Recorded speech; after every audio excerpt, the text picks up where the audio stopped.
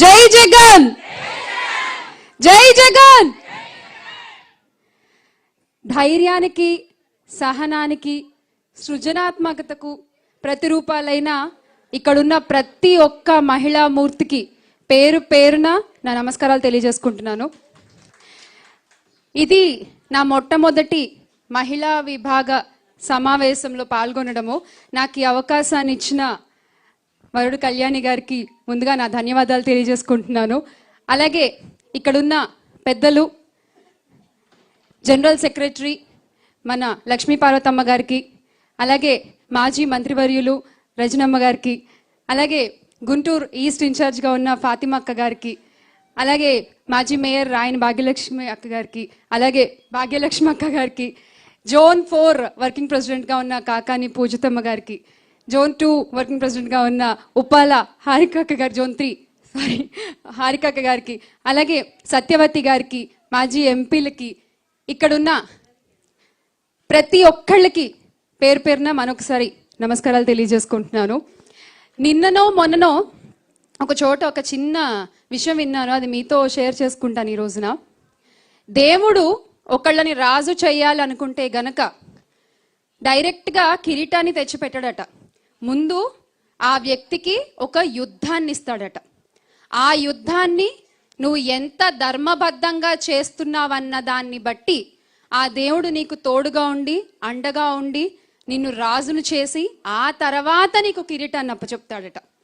ఈ రోజున మన అధినేత శ్రీ వైఎస్ జగన్మోహన్ రెడ్డి గారిని రాజుని చేయడానికి ఆయన అధ్యక్షతన మనందరం కూడా ఆ ధర్మ యుద్ధాన్ని చేస్తున్నాము. మనం ఇలా ధర్మబద్ధంగా యుద్ధం చేస్తుంటే అవతల పక్క ప్రస్తుత కూటమి ప్రభుత్వం అధర్మంగా మనందరి మీద విచ్చలవిడిగా నోరు పారేసుకుంటూ ఇష్టం వచ్చినట్టుగా దొరికిన ప్రతి వేదిక మీద మన అధినేతని తూలనాడుతూ, వారి కుటుంబ సభ్యుల్ని తూలనాడుతూ రాతలు రాసుకుంటూ పోతున్నారు. ఈ రోజున మిగతా విషయాలన్నీ మన నాయకులు మాట్లాడారు కాబట్టి నేను సోషల్ మీడియా వేదికగా మన మహిళలు ఎదుర్కొంటున్నటువంటి ఇబ్బందుల్ని ఈ సందర్భంగా మీకు ఒకసారి తెలియజేయాలనుకుంటున్నాను. నిజంగా చంద్రబాబు నాయుడు గారు ఒక వెన్నుపోటు ఎంత గట్టిగా మహిళలకి పొడిచారు అంటే దానికి ఖచ్చితంగా మనం తిరిగి అంతకింత ఇంతింత వడ్డీ రూపంలో ఎలాగో ఇచ్చేస్తాం 29వ తారీఖున. కానీ ఈ రోజు ప్రతి ఒక్క వైఎస్ఆర్ కాంగ్రెస్ పార్టీ కార్యకర్త, ముఖ్యంగా మహిళా కార్యకర్తలు ఎదుర్కొంటున్నటువంటి సమస్యలు అన్నీ ఇన్ని కాదండి, అన్నీ ఇన్ని కాదు. ప్రతి ఒక్కళ్ళు కూడా ఇక్కడే మన ముందుంది ఝాన్సీ. ఆ అమ్మాయిని ఎంత వేధించారు అసలు నాకు తెలుసు. నేను మొదటిసారి వాళ్ళ ఊరు వెళ్ళినప్పుడు మొరపెట్టుకుంది. నిజంగా మీ కళ్ళ ముందు మాట్లాడుతున్న నేను 2024 ఎన్నికల్లో జగన్మోహన్ రెడ్డి గారికి వచ్చి క్యాంపెయినింగ్ చేస్తూ ఆయనకి సపోర్టింగ్గా మాట్లాడినందుకు గాను నా మీద ఎంత అసహ్యంగా పోస్టులు పెట్టారు, ఎంత దాడులు చేశారు జనసేన పార్టీ వాళ్ళు కానీ, ప్రస్తుతం చంద్రబాబు నాయుడు గారు కానీ. ఇంకా మాటలతో చెప్పుకోలేమన్నమాట అవి. అంటే ఒక మనిషిని మానసికంగా ఎంత కృంగదీయాలో అంతా కృంగదీసేటువంటి ప్రయత్నం ఈ చంద్రబాబు నాయుడు గారికి వెన్నతో పెట్టినటువంటి విద్య.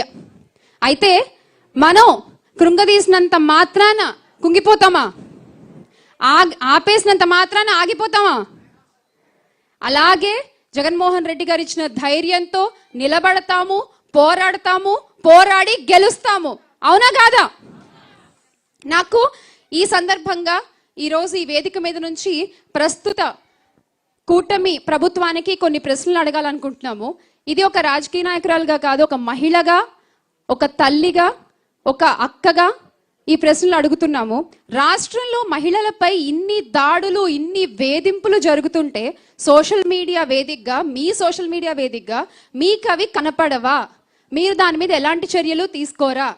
మొన్నటికి మొన్న జరిగిన దగానాడులో, వాళ్ళు మహానాడు అంటున్నారు కానీ ఆ దగానాడు అని మనందరికీ తెలుసు. ఆ దగానాడులో చంద్రబాబు నాయుడు గారు మాట్లాడుతూ ఏమంటారండి? మహిళలకు ఏదైతే అన్యాయం జరిగిందో అదే వారికి ఆఖరి రోజు అంటారు. ఇందాక అక్క చెప్పినట్టు బాధితురాలకు ఆఖరి రోజు అవుతోంది తప్ప మహిళలపై అత్యాచారాలు చేసేవాళ్ళు, అరాచకాలు చేసేవాళ్ళు కాలర్ ఎగరేసుకుని తిరుగుతున్నారు ఈరోజు బయట. అలాగే మన డిప్యూటీ సీఎం గారు, నేను ఆయన్ని ప్రేమగా పీపీపీ గారు అని పిలుచుకుంటూ ఉంటాను, పిఠాపురం పీఠాధిపతి పవన్ కళ్యాణ్ గారు. సో ఆయన ఏమన్నారండి? మహిళలకి ఎవరన్నా అన్యాయం చేస్తే తలలు తీసేసే చట్టాలు తెస్తాము అన్నారు. మరి ఈ రోజున ఆయన ఉలకడు పలకడు. ఎలాంటి దుస్థితిలో ఉన్నాడంటే ఈరోజు మన ఆంధ్ర రాష్ట్ర డిప్యూటీ సీఎం గారు పక్క రాష్ట్ర మహిళలు ఆయన ఫోటోల్ని చెప్పులతో కొడుతున్నారు. పక్క రాష్ట్ర మహిళలు ఆయన ఫోటోల్ని చెప్పులతో కొడుతున్నారు. ఆ స్థితిలో దిగజారిపోయి ఉంది ప్రస్తుత కూటమి ప్రభుత్వం. ఈ రోజు అధికారంలో ఉన్న పెద్దల్ని మేము ప్రశ్నిస్తున్నాము. మహిళలను కించపరిచే పోస్టులు వైరల్ అవుతుంటే మీరు ఎందుకు వాటిపై ఎలాంటి చర్యలు తీసుకోరు? మహిళలపై సోషల్ మీడియాలో అసభ్యకర వ్యాఖ్యలు చేస్తుంటే మీ స్పందన ఎక్కడా? ఒక మహిళను అవమానించిన రాజకీయమా? ఇదేనా మీ రాజకీయం? అంటే మీకు వ్యతిరేకంగా మాట్లాడితే ఇష్టం వచ్చినట్టు పోస్టులు పెడతారా? మిమ్మల్ని నిలదీస్తే కేసులు పెడతారా? ఇదేనా మీరు చేసేటువంటి రాజకీయం? ఆమె అభిప్రాయాన్ని స్వేచ్ఛగా చెప్పగలిగేటువంటి ఒక పరిస్థితి ఈరోజు ఒక మహిళకి ఆంధ్ర రాష్ట్రంలో ఉందా? ఖచ్చితంగా లేదనే చెప్పాలి. విమర్శిస్తే ట్రోలింగు, ప్రశ్నిస్తే దాడులు, అభిప్రాయం చెబితే బెదిరింపులు. ఇక ఒక బ్యాచ్ ఉంటుందండి, ఇది social psycho batch of TDP అన్నమాట. వీళ్ళకి వేరే పనే ఉండదు. మన వాళ్ళు, మన కార్యకర్తలు, మన మహిళా నాయకుల ఫోటోల్ని మార్ఫింగ్ చేయడం, డీప్ ఫేక్ వీడియోలు పెట్టడం, మనం ఒక పోస్ట్ పెట్టగానే దాని కింద వల్గర్ కామెంట్స్, అసలు ఇంకా మనం మాట్లాడుకోలేని విధంగా ఎన్ని వల్గర్ కామెంట్స్ పెడతారంటే అదే పని వాళ్ళకి పొద్దున్న లేచిన దగ్గర నుంచి. మనం అడిగే ప్రశ్నకి వాళ్ళ దగ్గర సమాధానం ఉండదు. తిరిగి మనల్ని ట్రోల్ చేస్తూ మార్ఫింగ్ వీడియోలు పెట్టి, పిక్చర్స్ పెట్టి, ఇది జగన్మోహన్ రెడ్డి గారి కుటుంబ సభ్యులకి కూడా ఇలాగే చేస్తున్నారు. జగనన్న మీద ఇలాగే డీప్ ఫేక్ ఇమేజెస్ సర్క్యులేట్ చేస్తూ ఉంటారు. భారతమ్మ గారి మీద ఇలాగే సర్క్యులేట్ చేస్తూ ఉంటారు. గత కొన్ని రోజులుగా దివంగత నేత వైఎస్ రాజశేఖర్ రెడ్డి గారి క్యారెక్టర్ని కూడా అసాసినేట్ చేస్తూ, ఆయన మీద నిందలు వేస్తూ, మీకెంత ధైర్యం ఉంటే బతికున్నోళ్ళకి ఎలాగో మీరు విలువివ్వరు, మీకు చేత కాదు, చనిపోయిన మహానుభావులపై కూడా పడేయడమేనా? వాళ్లపై కూడా అబద్ధ ప్రచారాలా? ఒక్కసారి మా వైఎస్ఆర్ కాంగ్రెస్ పార్టీ కార్యకర్తలు తలుచుకుంటే మీ టీడీపీ ఆఫీస్ ఉంటుందా? ఈ రోజు ఉదయం కూడా నంద్యాలలో రాజశేఖర్ రెడ్డి గారి విగ్రహాన్ని పగలగొట్టారు, తల తీసేసి ఓన్లీ బాడీని అక్కడ పెట్టారు. ఇలాంటి రాజకీయాలు మీరు చేసేది? మన ముందే ఉదాహరణగా రజనమ్మ ఉన్నారు. ఎంత ట్రోలింగ్ ఫేస్ చేశారు రజనమ్మ. ఎంతగా వేధిస్తారు ఆవిడ్ని, ఎన్ని మాటలు మాట్లాడతారు. కానీ మీరెంత మాట్లాడినా ఎక్కడ తొణకని బెణకని అలాంటి డైనమిక్ లీడర్స్ వైఎస్ఆర్ కాంగ్రెస్ పార్టీలో ఉన్నారు. వాళ్ళని ఇన్స్పిరేషన్ గా తీసుకుని మాలాంటి వాళ్ళు ఎంతో మంది అదే ధైర్యంతో ముందుకి నడుస్తూ ఉంటాము అని మరొకసారి మీకు గుర్తు చేస్తా ఉన్నాము. ఈ సందర్భంగా మీరు రాజకీయంగా విమర్శలు చేయండి, మేము అడిగిన ప్రశ్నకు మీకు దగ్గర సమాధానం ఉంటే చెప్పండి. అంతేగాని కుటుంబాలని ఇన్వాల్వ్ చేస్తూ, మహిళల్ని వ్యక్తిత్వ హననం చేస్తూ, ఇదా మీరు చేసేటువంటి నీచపు రాజకీయం, చిల్లర రాజకీయం. ఒకటి గుర్తుపెట్టుకోవాలి మీరందరూ కూడా, పదవులు శాశ్వతం కావు, అధికారాలు శాశ్వతం కావు, కానీ ప్రజల తీర్పు మాత్రం ఖచ్చితంగా 2029లో ఎలా ఉంటుందో మీరు చూడబోతున్నారు. అధికారంలో ఉన్నప్పుడు సంక్షేమం, అభివృద్ధి గురించి మాట్లాడిన మా నాయకులు జగన్మోహన్ రెడ్డి గారు ప్రతిపక్షంలో ఉండి ప్రతిరోజు ప్రజా సమస్యలపై పోరాడుతూనే ఉన్నారు, మిమ్మల్ని ప్రశ్నిస్తూనే ఉన్నారు. దానికి మీ దగ్గర సమాధానాలు ఉండవు. కానీ మా మహిళల గురించి మాట్లాడతారు, మా మహిళా నాయకుల గురించి సోషల్ మీడియా వేదికగా ఇష్టం వచ్చినట్టు ట్రోల్స్ చేస్తారు మీరు. ఈ ప్రశ్నలు ఏవైతే అడుగుతున్నామో అవి వ్యక్తులపై కాదు, మా ప్రశ్నలు మీ బాధ్యతలపై. మీరు అంటూ ఉంటారు కదా, టీడీపీ నాయకులు అంతా కూడా మేము ప్రతిరోజు మా సోషల్ మీడియాని టాప్ టు బాటమ్ మేము ఫాలో అవుతూ ఉంటాము అని. మరి మహిళల మీద, మా మహిళా నాయకుల మీద ఇంత నీచంగా చేసేటువంటి పోస్టులు, మా కార్యకర్తల మీద పెట్టేటువంటి మార్ఫింగ్ ఇమేజెస్, వీడియోస్ మీ టైం లైన్లో కనిపించవా? మీ స్క్రీన్ మీద కనబడవా? ఇక కేసులు, గత 2 సంవత్సరాలుగా సోషల్ మీడియా కేసులే 330కి పైగా పెట్టారు. సోషల్ మీడియా వేదికగా ఎవరైతే మన వైఎస్ఆర్ కాంగ్రెస్ పార్టీకి ఇంక్లైన్డ్గా ఉంటారో, సానుభూతి పరులుగా ఉంటారో వాళ్ళందరి మీద, మహిళలని లేదు, చదువుకునే పిల్లలని లేదు, టీనేజర్స్ ఎవరైతే జగనన్నకి ఫరగా మాట్లాడతారో వాళ్ళ మీద కేసులు, 338 కేసులు. మీరు మళ్ళీ శాంతి భద్రతలు అంటూ మాట్లాడుతూ ఉంటారు. సైబర్ క్రైమ్లో ఎన్ని కేసులు నమోదయ్యో తెలుసా అండి చంద్రబాబు నాయుడు గారు? మీకు గత 2 సంవత్సరాల్లో సిఐడి సైబర్ క్రైమ్లో 28,000కి పైగా కేసులు నమోదయ్యాయి. ఒక్కటి కూడా మీరు యాక్షన్ తీసుకోలేరు, ఒక్కటి కూడా. ఇది మీరు రాష్ట్రానికి పొడిచిన వెన్నుపోటు.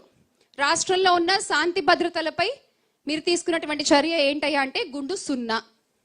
తీసుకున్నటువంటి చర్య గుండు సున్నా. రోజు పాలన గురించి పెద్ద పెద్ద కబుర్లు చెప్తారు, పెద్ద పెద్ద మాటలు మాట్లాడతారు, కానీ మహిళా రక్షణ విషయంలోనే మీరేం చేయలేనప్పుడు అసలు మీ ప్రభుత్వం ఉంటే ఏంటి, ఊడితే ఏంటంట నేను. ఒక మహిళకి నువ్వు ధైర్యాన్ని కల్పించలేనప్పుడు నీ ప్రభుత్వం ఉంటే ఏంటి, ఊడితే ఏంటి. నిజంగా ఈ రోజున ఇక్కడ చేరినటువంటి మహిళా మండలందరికీ కూడా ఒక విజ్ఞప్తి చేసుకుంటున్నాము. నేను ఎప్పుడో ఒకటి నమ్ముతాను, మౌత్ పబ్లిసిటీ అని. ఆ మౌత్ పబ్లిసిటీ అనేది మన మహిళలను చాలా బాగా చేయగలం.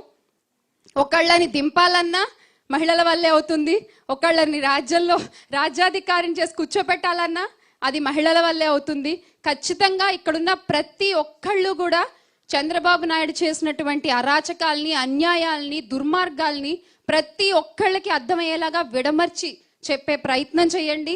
మీ నుంచి అది మొదలయ్యి ప్రతి ఒక్క గడపకి ఆయన చేసినటువంటి వెన్నుపోటు చేరాలి. ఈ విధంగా మనం ఈ గత 2 ఏళ్ళు ఈయన చేసినటువంటి అన్యాయాల్ని ప్రజలకి తెలిసేలా ప్రయత్నం చేద్దాము అని మరొకసారి మీకు గుర్తు చేసుకుంటూ, ఇది ఈ రోజు ఈయనకి అలవాటైనది కాదు. ఇప్పుడంటే సోషల్ మీడియా వచ్చింది కాబట్టి ఇలా చేస్తున్నారు. అప్పట్లో లక్ష్మీపార్వతి గారిపై కార్టూన్లు వేయించి ఈనాడు పేపర్ ఆధారంగా ఎంత అసభ్యకరంగా పోస్టులు పెట్టారో మనందరం కూడా తెలుసు. దీన్ని ఖచ్చితంగా మనం అడ్డుకోవాలి. నాయకులు ఎంతమంది అయినా ఉండొచ్చు, కానీ జగన్ నాయకుడు మాత్రం ఒక్కడే. అది మన వైఎస్ జగన్మోహన్ రెడ్డి గారు మాత్రమే. ఖచ్చితంగా ఈ ధర్మ యుద్ధాన్ని మనం ఇలాగే ముందుకు తీసుకెళ్దాము. మళ్ళీ మన జగన్మోహన్ రెడ్డి గారిని రాజుని చేసి కూర్చోబెడదాము.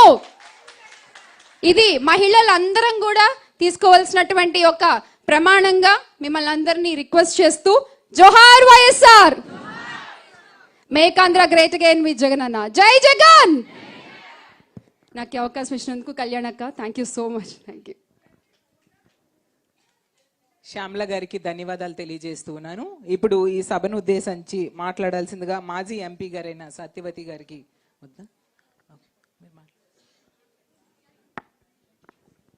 ఒక్క నిమిషం.